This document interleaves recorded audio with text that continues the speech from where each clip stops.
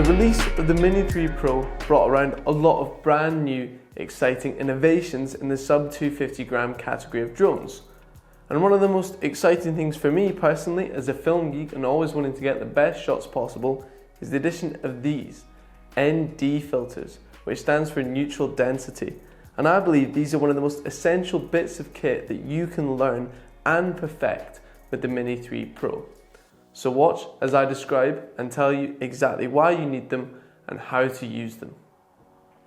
So, as I stated, ND stands for neutral density, and I often describe these little things as sunglasses for your drone, in that the idea is that they darken the image. Now you might be wondering, why would you want to darken the image? And that is so you can have more control over your settings. If you're a bit of what I call auto warrior, where you just rely on auto settings, then that's fine, that gets you along. But if you want to be able to control your settings to get the best shots possible, then you're gonna need these. So realistically, and I've talked about this on other videos, you want to have a low aperture, as low an ISO as possible to avoid any sort of grain in your shots. I'll show you what that looks like. And then you want to have a shutter speed that's going to be matching your FPS, your frames per second. If you're shooting in a 30 frames per second, you want your shutter speed to be twice the amount, so 1/160th.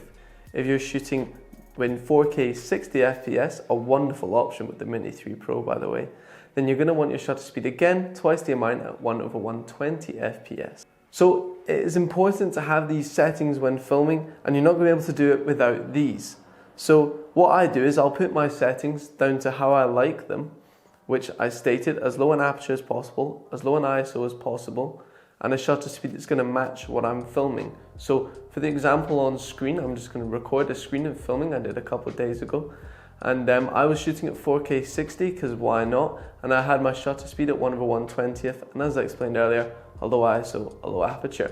And as you can see, without any ND filters, it's completely blown out and massively overexposed. It's pretty much just a white image.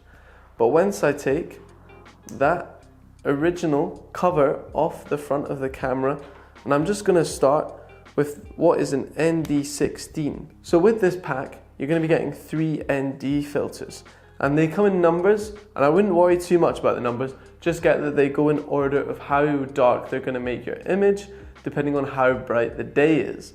So it starts with an ND16, then it has an ND64, and then finally a 256. If you've used the Air 2 or the Mavic ranges, then it's similar in that you have an 8, 16, 32, and etc. So it's just that sort of idea. So as you can see, back to the blown out image here, as you can see, the minute I put this ND16 on, you just flick it on in a twist, these go on really nice and easy. So once I put that on, bang, you can see the image. I have the settings as I like them, and to be honest, I don't think I need to go any darker. I'm pretty happy with just how it is. So that's the best way to use these ND filters, is to just get your drone, stick it, keep it on the land, put it towards where you're going to be shooting, and then just work your way up the ND filters until it looks like the right settings.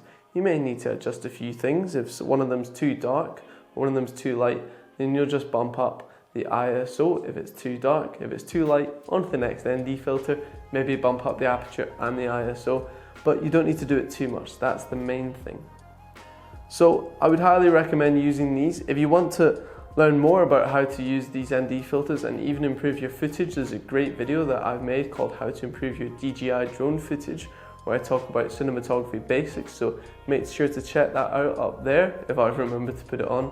If not, just look around the channel.